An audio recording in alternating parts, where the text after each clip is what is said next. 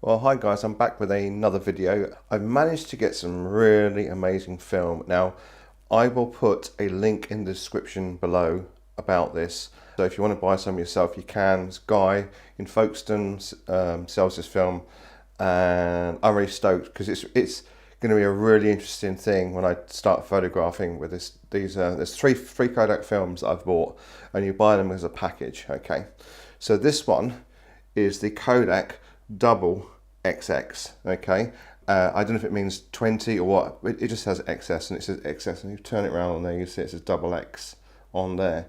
Okay, what it is, it's actually a black and white film, but it's actually a motion picture film. So this is the stuff that they use when they make black and white films in feature films. Okay, but the guy that I got it from obviously canisters it and then sells it in lots of 36 shots. Natively, it's a 250 ASA film, but it can be pushed or pulled from 6A ASA to 6400 ASA. Now, okay, right, let's get this whole ASA ISO business sorted out. Right, ASA is an American standard for film, going from whatever to whatever. Okay, ISO is an international standard, and if I remember correctly, and I know some of you will say, oh no, I've got it wrong, but the DIN is a German standard for film. As I say, this is native 250 ASA. Okay, now it can be, as I say, it can be pushed to 500 plus. It can go up to 6400. Let me just explain, if you've not done film photography before, what pushing and pulling is. What you can do with black and white film in particular, and if you saw my other film about the Olympus camera, and I said you're fixed with your ISO speed pretty much. I actually said the words pretty much.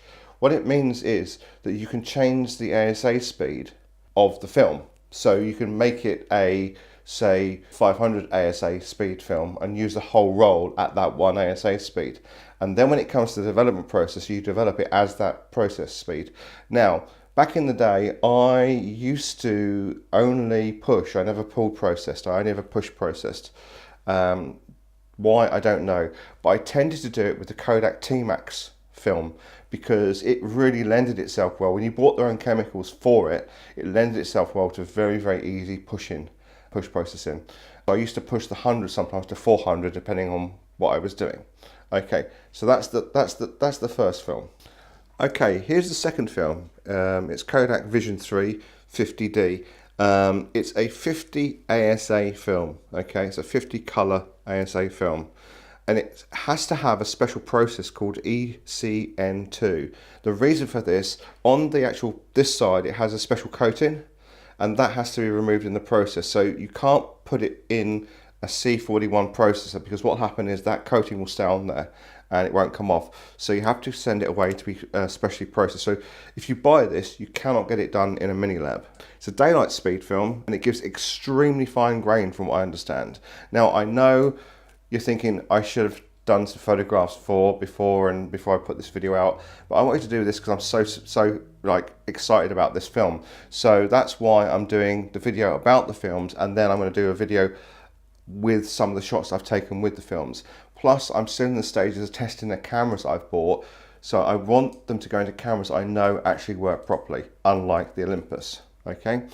Now, one of the funny and interesting things about this, it actually was apparently used on the most recent Star Wars film. Okay, because they do still shoot movies on film, although it's going more over to digital filming. They still shoot on film, and it was this particular type of film that they used to shoot that on. Right, okay, and the last one. Okay, this is the Kodak Vision 3 250 ASA daylight film. It can be processed in the ECN2 process like the ARS film. However, this one can be processed as a standard C41 in a mini lab, whereas I said this one can't be. Okay, right, okay. Apparently it's a really fantastic daylight film. As I say, I've not used any of these. I'm really interested in the 50 ASA. I'm really interested in the black and white film. This is also of interest, but it doesn't have that same grip those other two films do.